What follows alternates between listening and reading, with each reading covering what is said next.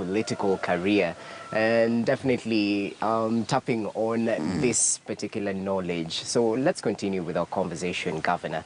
It will be interesting to note that in 2002, you definitely went back for the South Imenti seat, and this went all the way to 2013, but you did serve in various capacities. Just briefly, perhaps paint a picture for us how it was like within the public service, because you're briefly the Justice and Constitutional Affairs Minister, as well as the Energy Docket as well. Talk to us about this. Yeah, of course we won the election in 2002. Yes. We're very excited that Mwai Kibaki, who was supporting, won and became president. And finally, President Moi retired. So we took over. And I was given a very challenging ministry called the Ministry of Justice and Constitutional Affairs. Yes. So all the reforms we have been talking about in the opposition fell in my docket for me to implement. And you remember we had promised constitutional reform. Within 6 months, and a debate arose as to whether it was 6 months or 90 days. And this caused a lot of problem between us and the former Prime Minister, that time.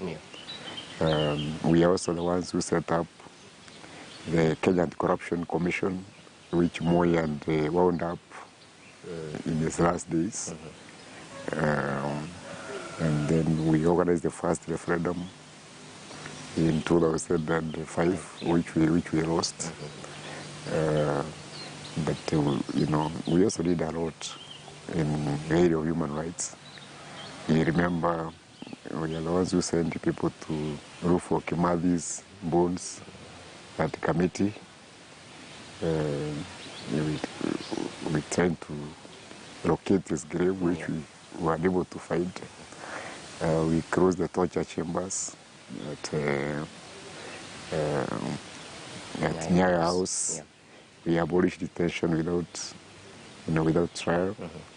And you remember we did the radical surgery of the judiciary. I can imagine how challenging it was, especially serving at the people of Kenya and fulfilling these promises as well of constitutional reform. But carrying that long story short, we're here right now. You served as senator, first of all, for Meru County. In the energy docket also. Oh, yeah.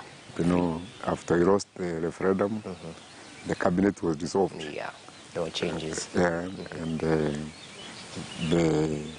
those who had opposed the referendum, Raila and his team, they were sent home, and there was reorganization of government. That's how I ended up at as a minister for energy, which was a very fulfilling ministry for me, because we greatly increased rural electrification program during my time. We connected almost all the public institutions, and I don't think there's any one constituency in Kenya where we did not put some programs for rural electrification. Even where there was no grid, we put in solar. And remember, I also went over to Ethiopia to negotiate importation of electricity from Ethiopia so that we could connect the northern Kenya, from there. It is in our time when we discovered oil in Turkana and the coal in Kitui. We also later expanded the geothermal exploration especially in Rift Valley, the Kiraitu and the Geothermal Development Company. So again, we did a lot of things which were exciting, and I think people will remember that as one of President Kibaki's legacy in expanding the indigenous sources of energy, in our country. Yeah, true. Yeah. Well, they say kizuri kinajitokeza, kibaya kinajitembeza. So let's go to Meru County and at least focus on your time serving the people as senator, but most preferably as governor in your current term. It would be interesting to note perhaps your key area of focus. As I was coming to Meru, I noted Meru Youth Service. Talk to us about this. Is it close to your heart? Actually, as governor, I say we are working with others to make Meru great. By that I mean we want to make Meru rich and prosperous. Meru service is similar, but a bit bigger in terms of its scope than the national service. Because in addition to giving our youth discipline training, here we are trying to involve the youth themselves in finding solutions. We came in, we talked about allowed young people, basically focusing on those who are orphans, those who come from very poor families, and recruiting them into Meru Youth Service. Those who from the streets as well?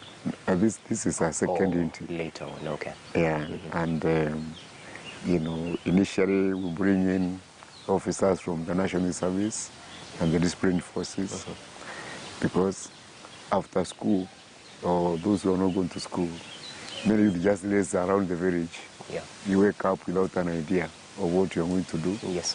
Just stand by the shops and wait for any kind of food to come from somewhere. So there's need for you to be focused, in your life. So we bring in the drills, we bring in discipline forces to train them.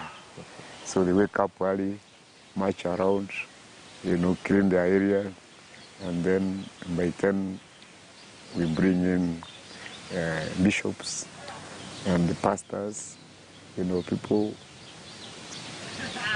who can try to change their minds. Yeah, their mindset, yes. How they think. Yeah. For instance, we used to have some lorries for collecting garbage coming from Meru town, going around our markets. So I've decided to stop that system. Okay. I've said our garbage will be collected by the youth. So every market, we have a market committee, and they identify the youth within their own market who will be cleaning up, the markets, and we pay them. Yeah. It has been a very successful project. So those mountains of garbage you to see, they are no longer there. Not quite so. We want to continue the town beautification. So we have vijana wa mtaa. In addition to cleanups, we want them to plant flowers and grass and take care of it, within our towns. Okay. Yeah, so we are trying everything possible. And then, of course, those ones who want to go far in education, we are providing bursaries. I have given over 40 million in terms of bursaries. Well, that's quite interesting. That's one of the projects you've been focusing on. Perhaps you can talk about yet another, the water project. Yes. Yeah. When people see Meru, they see these bananas and they think how green it is. But this is just half of Meru. The northern half of Meru doesn't have water. It's dry. The area we border with Isiolo. Yes, and perhaps towards Tarakanifi as well. Yeah, there is a single river in a constituency called Gembe North, which is represented by Mauka Maori. Not a single river. So, and we cannot talk about seriously fighting poverty when half of Meru is in poverty. Behind, yes. So we decided to focus in that area, basically to provide water. So although there are no rivers, the water table is not very far off. So we decided to have a massive borehole drilling program, which I'm continuing. So far, we have done 180 boreholes in that area of Bori, Tigania West, Tigania East, and Hegembe. And we are continuing. I believe by the time my 5 years finish, I will have reached 300. And if I'm elected again, I will still continue. As we come towards the general election in 2022, what will you go back to the people and actually say, this is what I am proud of, giving back to the people of Meru? Actually, I am active in quite a number of fronts. I think water for me is one of the top priorities as the youth. But we also have an urbanization program. As you people, you know, once you get a degree, you no longer sleep in the village. You come to, to the town, however small. So, and the projections are that in another 20 years, more people will be living in urban areas than in the rural areas. So we're improving our urban settings.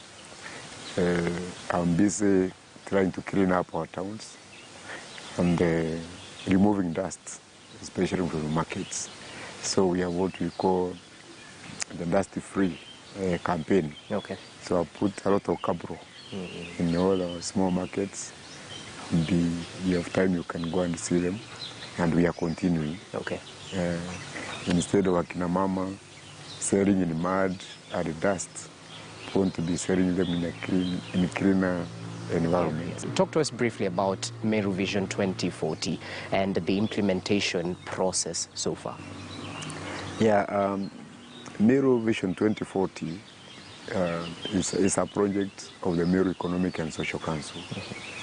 This is something we borrowed from the national government because I used to be a member of the National Economic and Social Council, and we developed the Vision 2030. So when I came here, I decided to replicate. So I got the best sons and daughters of Meru, university professors, top civil servants, businessmen, and we formed this very powerful group as a think tank for Meru County. And it's that think tank which has come out now with the Vision 2040, basically focusing on what should Meru look like 20 years, from now. And after we launched the vision, now we have created a board to implement the vision and a resource mobilization team. So far, some big ideas have been floated. We have a mountain here. Mount Kenya is the second largest, tallest mountain in Africa, but we only look at it. Absolutely no tourism from Meru side. I think it is the people from Laikipia and Nyeri who benefit from it. So we have decided to focus on opening mountain tourism as part of our Vision 2040. We have done a 22-kilometer road up the mountain. So there's some beautiful lake called Lake Ellis on 13,000 feet, about 3,500 meters. Above sea level. So you can drive there. So, and I'm partnering with the KWS to do that. We have other unique products like Mira. We are the only people in Africa. I think we are the top producers of Mira in the world, in Meru. It's synonymous with Meru County. Yes. And, but it is caught up because the European market got closed. Now we have challenges in Somalia. So there's a lot of poverty now in the Mira zone. So we are thinking out of the box. And, next month, we are holding a Mira scientific conference in Nairobi so that all the big boys can come there. And we are trying to see how we can add value. Value addition to Mira. Value addition to Mira. Is KEBS on board? Actually, two things. We are organizing the conference with KEMRI, the Kenya Medical Research Institute, and the Ministry of Industrialization. Research has been done by JKUAT, and we have produced Mira wine, we have produced Mira juice, we have Mira sweets. Sweets as well? Yes. And that's the direction we want to take this industry. So we want to bring in CAPS, the Farmers and the Poisons Board, so that we can get the necessary certifications. Then thereafter we shall look for some investors. Well, that's interesting. Definitely painted for us a brief picture of some of the focus areas in terms of achieving Vision 2040. Well, politics is mighty. You said that in your book. Let's talk about politics, the current state of affairs in the country. We've just come from the Matungu, Kabuchai, and various by-elections held across the country. It will be interesting to get your take on that before we cross over to Mount Kenya politics and the BBI agenda as well. It's very disappointing. You know, we had gone into multipartyism with the excitement of like new words, you know, the way people get to marriage. Yes. Yeah, but looking at what has happened over time, actually, democracy in Africa needs to be reinvented. We need to rethink it because it has become a dangerous game and can turn this country, even the continent, into backwardness. You look at the wars being fought now, you know, Cote d'Ivoire, you even saw what happens in Uganda, the elections there. Yeah. It's a very primitive, it's a regression. So instead of multipartyism taking us forward, it is taking us backwards.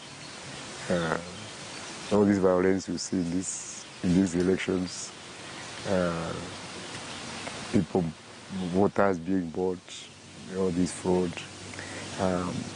I think the sentences is not what we are looking for. Yeah. Many might argue the entrance of devolution and all this was perhaps to remove so much focus on... I'll talk about devolution. Okay. But even if BBI goes through, in one team, they will pick a president and deputy, somebody will be prime minister and all that. So you have your own set of ethnic barons. And another one will have. And we are likely to have 2 or 3 teams like that fighting for these positions. So instead of finishing the war, which we thought we are going to finish, we might just intensify it. And that is what I feel a bit uncomfortable, you know, about. Okay. The devolution, of course, was important. It is something we started a long time ago. Because to correct what happened about Johnson Macau, what I was telling you, we are the ones who brought in CDF. Yeah. And it doesn't matter how you vote, let us have at least 2.5% of the resources going to every county, irrespective of their political affiliations. And I think it has worked well because schools have been done all over the country and that kind of thing. Okay. Then when it came to 2010, we also said, let's have devolution, 15% of the national resources, again, equally spread throughout all the counties. Again, no county is discriminated on the basis of who they voted for or which party they belong to. And that is why we are really supporting this resource to be increased to 35% as well. So that, again, people are not punished because of the person they elect to be a president. And even if it's a person that doesn't like you, at least you'll be able to buy medicine for your dispensaries, do roads and that kind of thing. All right. And that's why I'm supporting it. BBI. Yeah. Okay. Many might argue that there's been talk that the ground is hostile when it comes to selling BBI, especially in Mount Kenya region. I'm sure as a political figure, you've interacted with people on the ground. Well, what do you say to such aspersions that perhaps it might be received through hostile means? What do you make of this? Actually, you are right. The ground used to be hostile. Yes. It is not hostile now.